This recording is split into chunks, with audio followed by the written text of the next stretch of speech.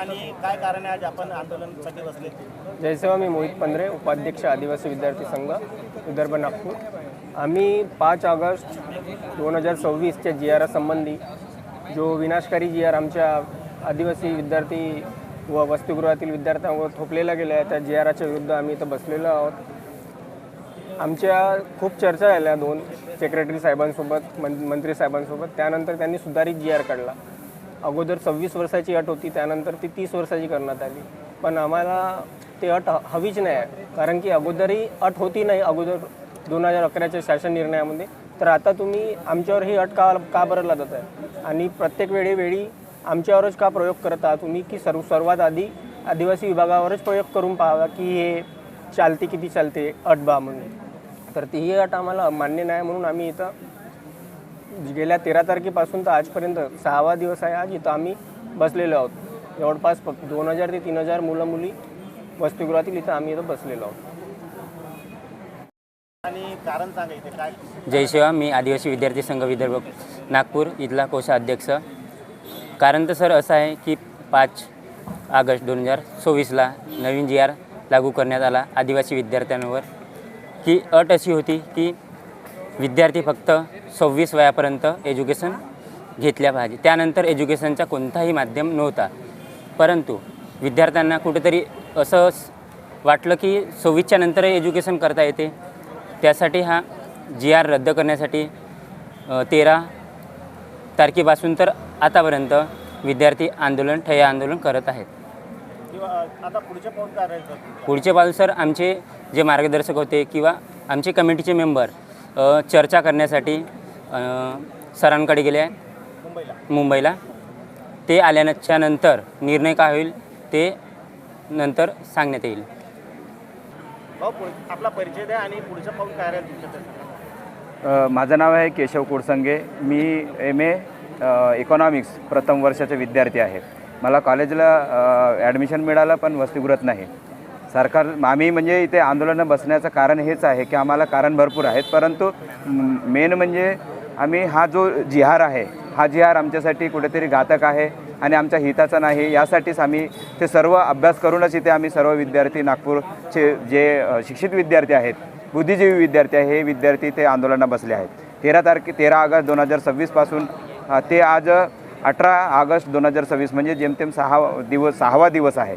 तर हे 6वा दिवस आमच्या मागणी हेच आहे की आम्हाला जो लादलेला GR आहे तो GRनुसार सरकारने का असा आमच्यावर प्रयोग करत आहे.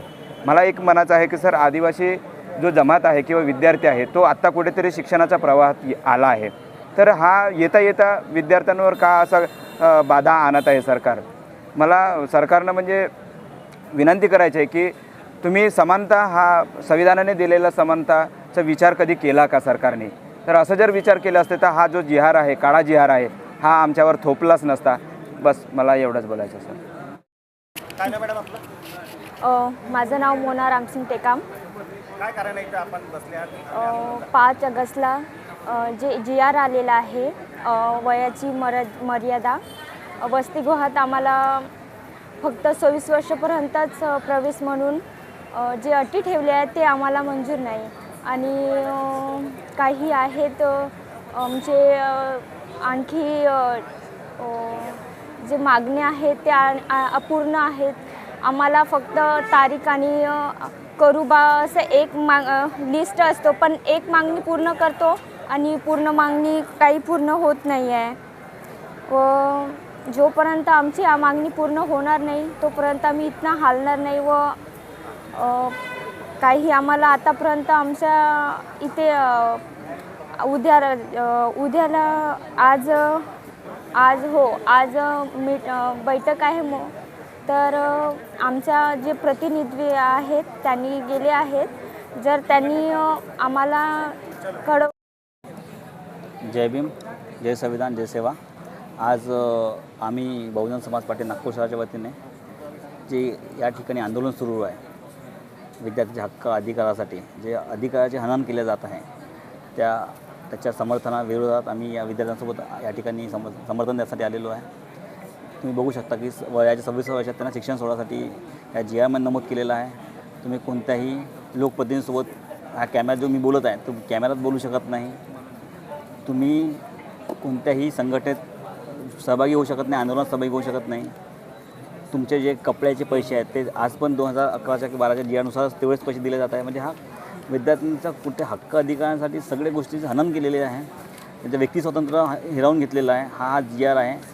विद्यार्थ्यांची मागणी आहे की जर सरकार हा GR रद्द करू शकत नाही तर त्या आदिवासी जो काही मंत्री आहे त्या मंत्र्यांनी तात्काळ राजीनामा द्यावा.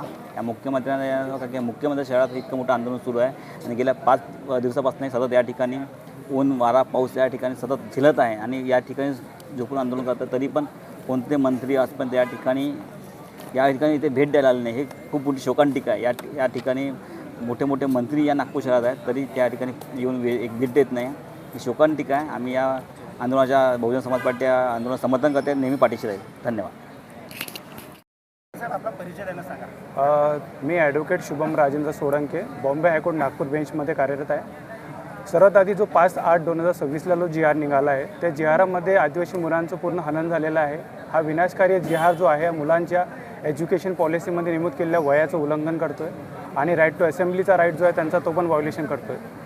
आज मूलभूत हक्कांमध्ये अगर मूलभूत हक्कांचं व्हायोलेशन होतं आहे ते कायदा धक्का रद्द होतो, तो हा GR रद्द का नाही होत आहे.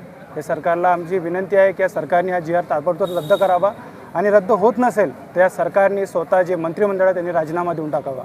कारण ते कॅपेबल नाही आहेत या सरकारला, या लोकांना आणि या समाजाला चालवण्यासाठी. तर प्रत्यक्षात त्या लोकांनी तर जाहीरनामा द्यावा किंवा राजीनामा देऊन मोकळं व्हावा हीच आमची विनंती आहे सरकारला. That's all.